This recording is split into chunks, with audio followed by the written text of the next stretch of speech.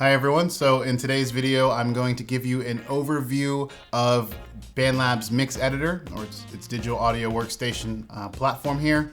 And we're going to start from creating an account as a teacher, and I'll go over the teacher side or the learning management side a bit more in a different video, but I want to make sure that we can go through with a fresh class so you can see from the beginning what it looks like. So let's jump in, start as a teacher. And then here you can enter your name or enter your password or username. Here we're just gonna hit continue with Google and just use a Google account that we already have. And when you get to log in, you'll get to this landing page here. And this is the Learning Management System side. So it'll look a little different once you add a class in, and I'll show you an example of that in a different video. But for today, we're gonna go into the library and the mix editor. This is how you can create a project here in BandLab. So that'll actually open up the DAW. And when you get to the landing page, you're gonna get to this screen where you can see you can add a virtual instrument, you can add a drum machine, a voice or microphone, guitar or bass. This just automatically sets up a new track for you with those presets in mind. If you don't want any of those tracks, you can hit browse loops or import your own audio or MIDI file into a track. So for today's purposes, because I don't necessarily want any of these tracks, I'm gonna hit browse loops, and then that'll take us to a blank page. That's kind of what we want. So. All right, so here is the BandLab blank page kind of setup.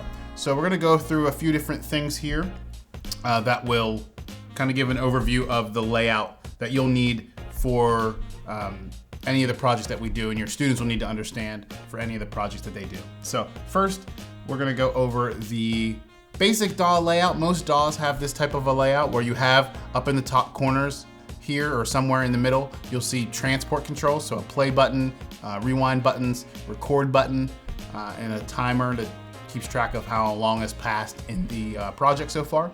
So these are pretty common to every DAW. Same thing with these global track settings, they call it here in BandLab, but what key the song's in, the tempo, the time signature, a metronome setting to help with recording, and then this one has a main volume knob, which I'll talk about that in a second because there's a little bit different, each DAW does it a little bit differently here. So these are the global transport settings here and the transport controls. Those are the first things your students will want to be able to be really comfortable with, to know how to record, how to play it back as well. So if I want to add a new track, I click the add track button, and I'm just gonna, for this purpose, do a drum machine here for a demonstration so you can see. And this is a track. So anytime you add a new track, that's like a separate instrument that will go in this left column here. And then anything that track is recording or plays will go in the area here with all the different, you can see the different measures or bars broken down here. So this drum machine, specifically for BandLab, it's kind of nice. It gives you two programmed drum beats automatically when you load up the drum machine. And so that is why it's taking these first 8 bars. So it gives you 4 bars of the A section and 4 bars of a B section. We'll talk about more of the drum machine in a different video, but I just wanted to show you that. So each track has this similar layout. It has a solo button, so if you only want to hear that track, you can do that. It has a mute button if you do not want to hear that track at all in relation to the other tracks. Each one has its own volume slider, so you can control its volume independent of the others. The global volume will control all of the track's volumes, the master volume. And then this knob here is to pan it left or right. So if you want this sound to come out of the left speaker more than the right speaker, you would pan it to the left. Vice versa, you pan it to the right. Or if you want them to come out of both speakers equally, that's where it's set to by default, which is 0. These 3 dots here give you some more settings that you can use per track. So you can rename tracks. That's really helpful. When you're recording audio tracks, they'll just come up as microphone, or I think in this case it says volume/mic. If you want to specifically know, oh, this is the recording of my vocal, or this is the recording of my drum set, my guitar, you can rename those. Also colors, changing the track color helps as well. Once you have a big project with lots of different tracks, keeping track of things via color is helpful. It has some presets here. Again, these will be a little different per instrument or whatever is loaded on this track. So these are just different things for the drum machine here.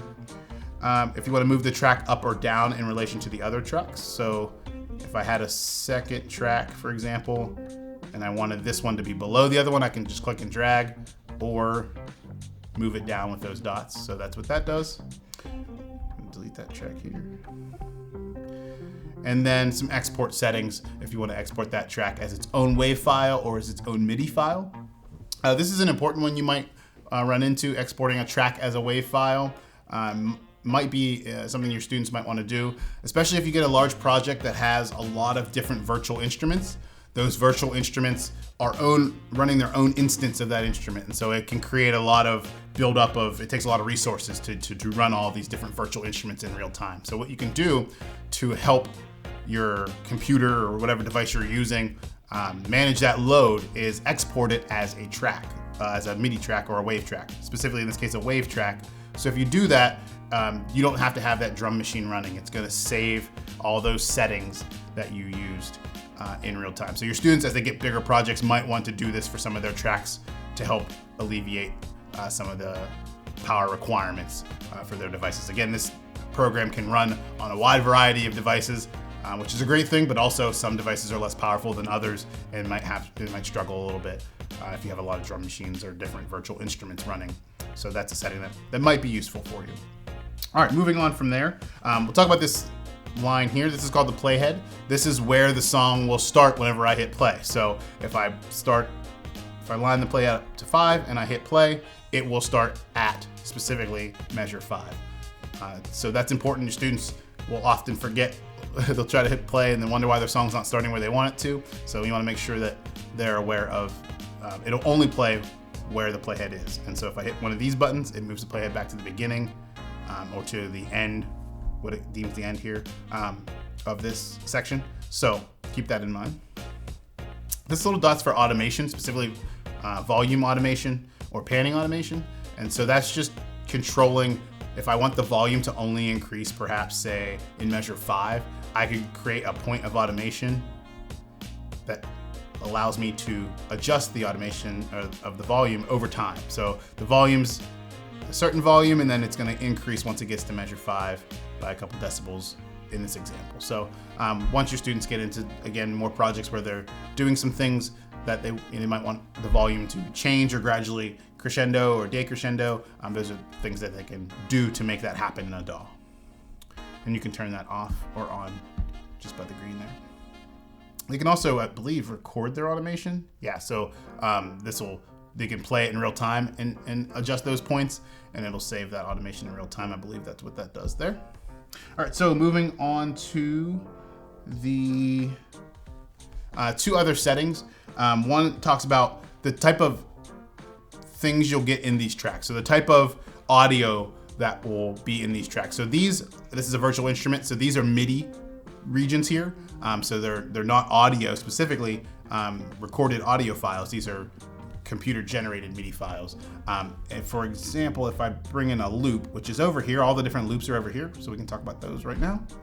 So the loops are organized into different packs, that they call them, that are just curated lists of loops that sound good together, and that your students will want to probably jump into if they're trying to get an idea for a project, if they're getting started with like a loop project for say, which is one of the videos we'll talk about in a different video. Or if they want to search for any of the loops, they can search through loops or packs. Again, here's more packs. These are like the featured packs here. These are all the different packs that they have, and they're sorted by genre, so that's helpful. Also by these different descriptors. And so if I bring a loop over, for example, any of the loops, you just click and drag into this section. This is an audio file. So you can see that this file looks, well, you can't quite tell here because this is a drum machine, so it looks a little different. But this file and this drum machine file look differently. A MIDI audio file is always going to have a waveform here, so it's always going to have this dark blue symbol here or figure here. It's a waveform, so that's the actual audio's waveform there, and that's how you'll know that is a audio file versus a MIDI file. A MIDI file, which we'll show you in a different video, but it's going to actually have a different input. It's going to look a lot different here. So those are the different regions here, and then from there, oops, excuse me, let's click on that. From here, we're going to just go through just some of the different things. I'll just highlight real quick. Different settings. So the cycle setting is this red bar here. So that's going to let you, if I push C or if I push that, it's going to loop just this section. So if I was recording and I wanted to work on just these first 4 bars, I could do that, and it would only once it got to 4, it would go back to the beginning and it wouldn't record past 4. That's going to be helpful for students if they just want to record a certain section over a certain amount of time. And you can adjust that to however long or however short you like. Other than that, there's some different settings in here that'll be useful.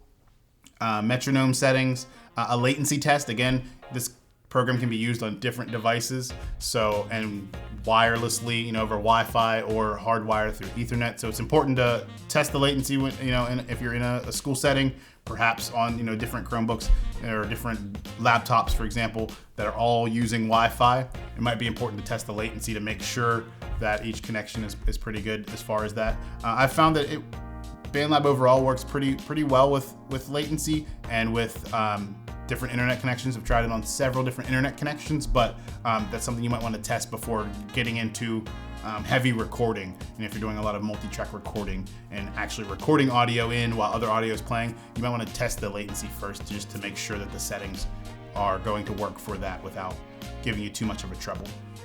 If you have any questions about anything though, this help button here is very helpful. They have shortcuts. Also, they have a tutorial that pretty much goes over the things I mentioned here. It'll show you exactly where, so if you can't, if you're in a project and forget where something is, it's usually pretty helpful. So I would definitely recommend having students go to use that tutorial if needed. And then they have a bigger website called the Help Center that has more specific things if you're searching for a specific issue that you're having. And finally over here, the Save button. And any assignment you'll see also another button next to it called the Submit button. And that's going to let them submit their assigned project. But if you're working on a personal project like this one is, you can just hit that button to save. Make sure to do that often, again, because it's relying on that strong internet connection. So if the internet connection ever gets a little weak, it could give issues and lose work. So you want to make sure that you're saving that as well. That's about everything. So in the future videos, we'll show you how to kind of get going in a bit more detail. But that was just an overview of the different features of BandLab. Thanks.